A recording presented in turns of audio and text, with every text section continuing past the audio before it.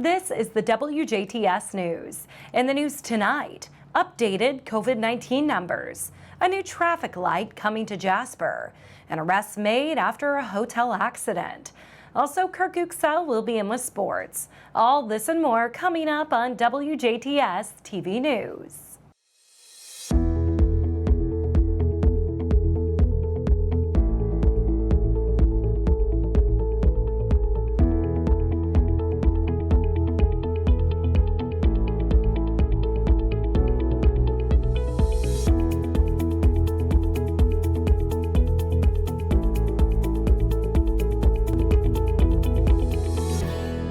Good evening. I'm Jenna Schaffer with the news. The DuBois County Health Department has confirmed one additional case of COVID-19. This brings the county's total to 243 positive cases and 5 deaths. Local health officials are working closely with the Indiana State Department of Health to ensure that close contacts of the patients are identified and monitored. Everyone who may have had an exposure risk is being notified so that proper infection control procedures can be followed. This newest case is in isolation. Out of these 243 positive cases, we are told that 192 have recovered. This means that they are out of isolation and are reporting as feeling well. As always, remember to practice social distancing. Wear a cloth face mask whenever out in public and wash your hands frequently with soap and water. Memorial Hospital and Healthcare Center in Jasper has updated its COVID-19 testing dashboard. As of Wednesday afternoon, 1,380 tests have been submitted. 1,209 negative results have been submitted, 20 test results are pending, and 243 positive results in DuBois County. Now, please remember a patient's address will determine what county reports the positive case, not the county where the test was administered. For more information, visit mhhcc.org.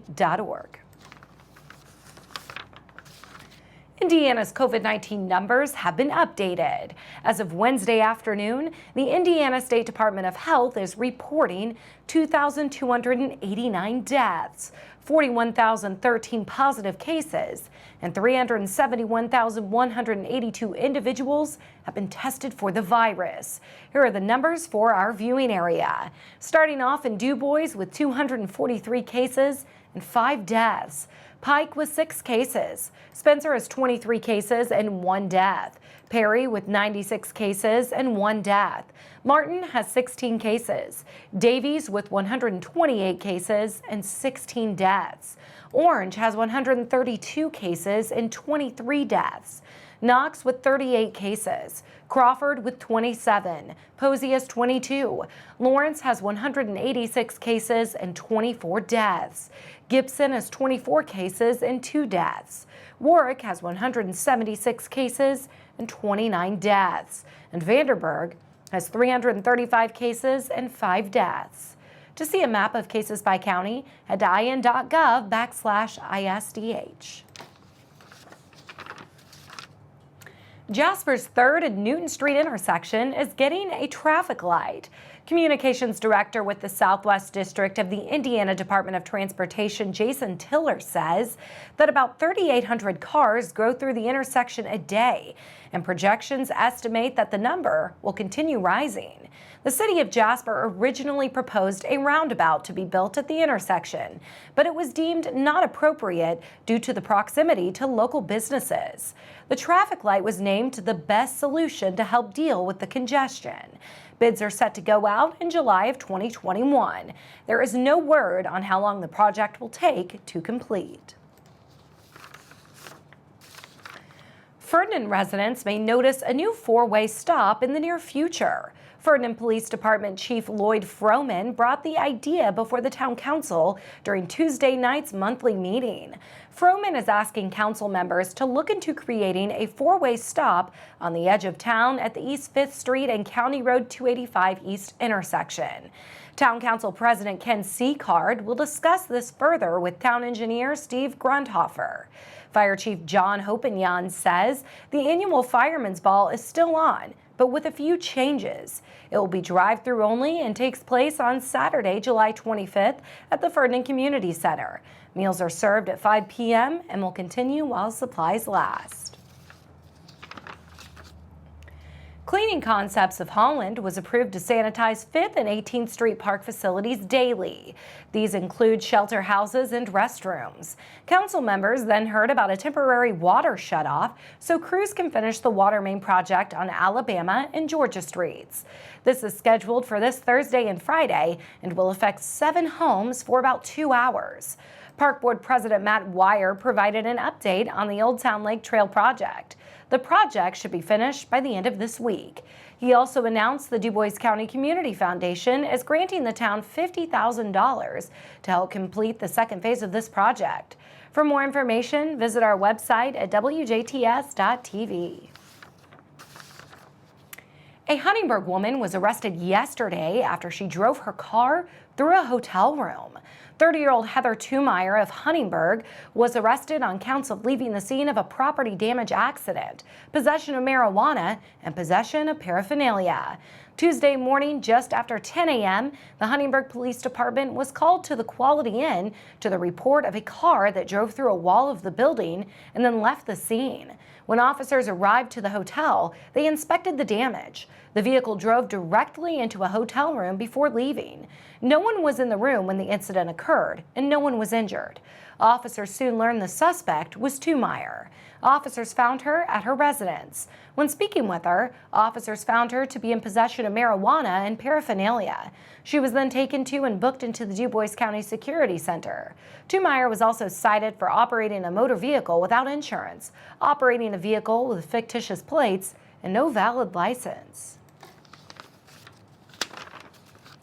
State and local investigators are asking for help in finding the person or persons responsible for starting a house fire in Vincennes. The fire took place at 929 Broadway Street on June 14th. Investigators say it was intentional. 2 firefighters were injured while trying to extinguish the flames. One of them was transported to a local hospital. Anyone with information is encouraged to call the Indiana Arson Hotline at 1-800-382-4628.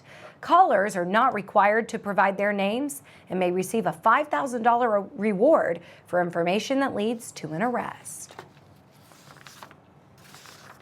An investigation is underway after 2 motorcycles collided on Saturday afternoon. 60-year-old Charlene Cummings of Noblesville was driving her Harley-Davidson when she slowed down to pull into a private drive on State Road 164 near Patoka Lake.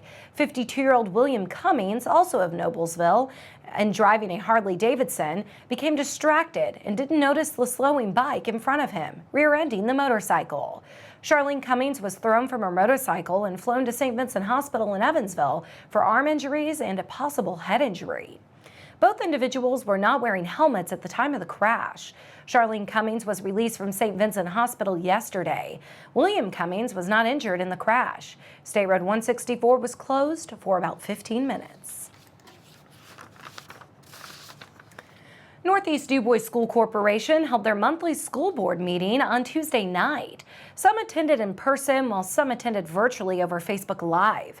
The board approved that the school must advertise a notice of a determination resolution. The advertisement will run from June 24th to July 1st. The determination will be held on July 21st at the regular school board meeting. The board also approved a notice of hearing on lease agreement resolutions. The school is funding the high school renovation project through a lease financing. The corporation has done this with other construction projects in the past. This type of financing does not count against the corporation's constitutional debt allowance. The building corporation will purchase a portion of the Northeast DuBois High School building at the closing for at least the appraisal value. The building corporation will then lease that real estate back to the school corporation. The lease rental due from the school corporation will be paid from property taxes. The lease rental will be sufficient to pay the principal and interest due to the bondholders. Advertisements for a hearing on a lease agreement will run from June 24th through July 1st. The hearing will be held July 21st at the regular board meeting. The board approved the reapproval of the building corporation resolution. This is to issue tax-exempt bonds on behalf of the school corporation. As a late item, the board approved filing for permission to use the Celestine soccer field for the Youth Soccer League season. The soccer league will maintain field during the season. School will uphold liability insurance for soccer season only. The board toured the progress of the junior-senior high school construction project immediately following the meeting. There are 40 days until the 2020-2021 school year is supposed to start. Northeast DuBois' prom is set for July 10th. Prom will be limited to Northeast DuBois juniors and seniors only. Graduation is set for July 25th. Patoka Lake and Patoka River may look a little low this year, and it actually is lower than last year. Patoka Lake is averaging around 535 feet this time of year. Patoka Lake last year was averaging around 545 feet. The U.S. Army Corps of Engineers says that while the water may seem low, it's actually normal summer pool levels. The Army Corps of Engineers says Mother Nature is the reason summer pool levels were so high in prior years. The Department of Workforce Development has issued a fraud alert to notify Hoosiers who filed for unemployment insurance benefits for 2020. Claimants are receiving emails from scammers who claim to be from companies or individuals familiar to claimants. These emails also contain links to a web page that look like a Microsoft SharePoint website and ask claimants to sign in using their personal Google, Microsoft, Apple, Yahoo, or other user account. By logging into these accounts, scammers can obtain your username and password and use it to access files you have stored online and your contact lists. They may use this contact list to send the same scam email to your friends and family. Scammers may also use your personal information to collect unemployment insurance in your name or change your bank account number to one of their own. DWD does not require claimants to use a secondary account to sign into its online filing system. To report an allegation of fraud involving unemployment, please visit the DWD's fraud reporting webpage at unemployment.in.gov and click on Report Unemployment Fraud. We'll take a look at your weather forecast when we come back on 18 WJTS.